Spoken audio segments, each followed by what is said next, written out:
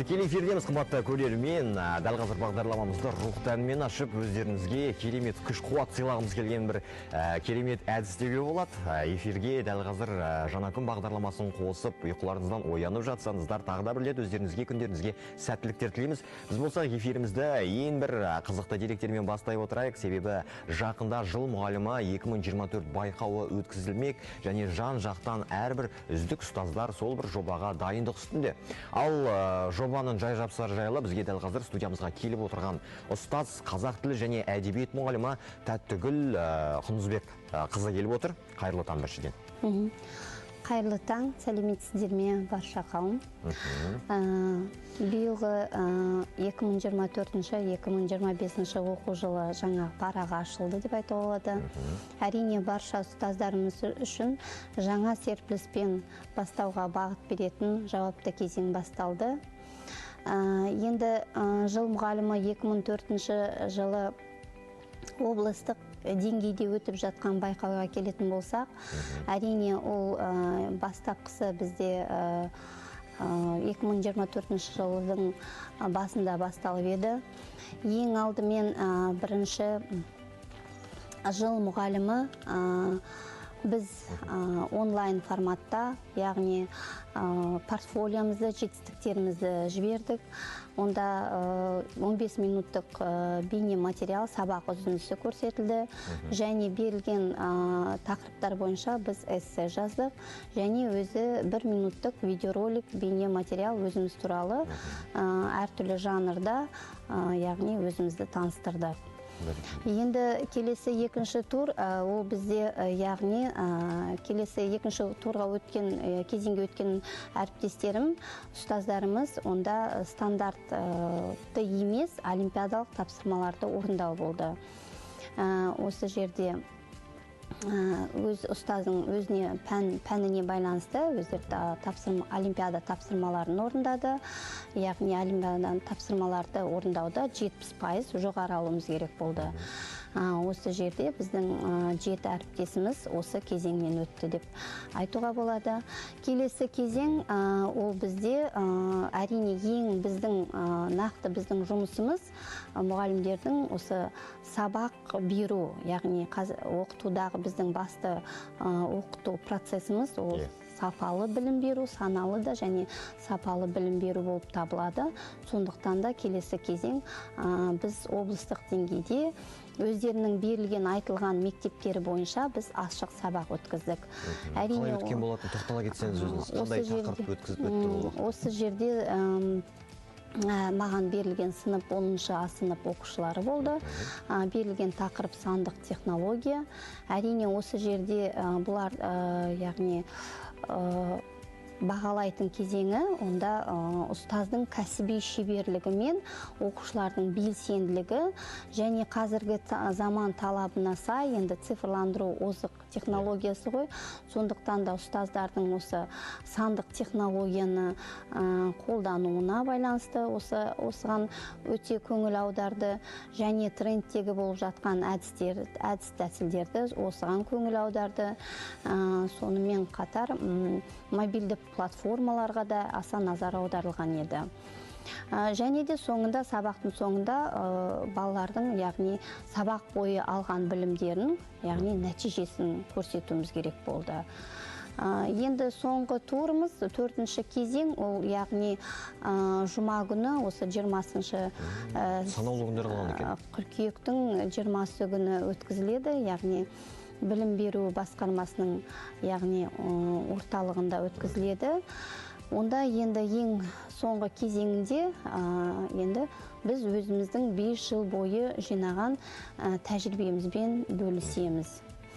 Онда енді бірінші кезеңде әрине біз өз тәжірибемізді қалай білім беру саласына қалай енгіздік, қалай өз үлесімізді қостық, сол бойынша тәжірибемізбен бөлісеміз. Одан кейінгі, егер де ұстаздардың авторлық бағдарламасы болса, немесе оқу әдістемелік құрал жинағы болса, соны қай мектептерде қолданысқа енгізіп жатыр, сол бойынша мәліметтер беріледі. Келесі енді педагог қызметінің нәтижелілігі дейді, осында өздерінің енді шәкірттерінің жетістіктері туралы мәлімет беріледі. 5 жылда шәкірттері қандай жетістіктерге жетті, қандай байқауларға қатысты, облыстық деңгейде болсын, республикалық, халықаралық деңгейде болсын, шәкірттерінің жетістіктерін көрсетуіміз керек. Және де соңғыда енді біздің осы кәсіби шеберлігімізге өте көп мән беріледі. Басқа да мысалы білім беру саласында жұмыс істеп жатса да, басқа да қауымдастық өкілдері осы ұстазға өзінің пікірлерін беру керек, немесе егер ұстаздың білім беру саласында білім беруді, яғни дамытуға өз үлесін қосып жатса, соған байланысты алғыс хаттар болса, құрмет грамоталары болса, сол жөнінде айтып өту керек. Осы 4-ші кезеңде осы ұстаздың 5 жыл бойы жинаған арнайы портфолиосы бағаланатын болады. Енді сұхбатымызды жалғастырып отырайық, өзіңізбен бірге мінекей жоба жайлы, осындай шара туралы біліп жатырмыз. Ал енді жалпы өзіңіз туралы айтып берсеңіз, қазіргі таңда мінекей мектеп қабырғасында қызмет атқарып жүргеніңізге біраз жыл болған екен. Осы салаға қалай келдіңіз? Бұл кейбір қазір елімізде де көп арнайы династия, атадан балаға дарап келе жатқан арнайы мамандық болып келеді көбінесе. Ал сіз үшін бұл қалай келді?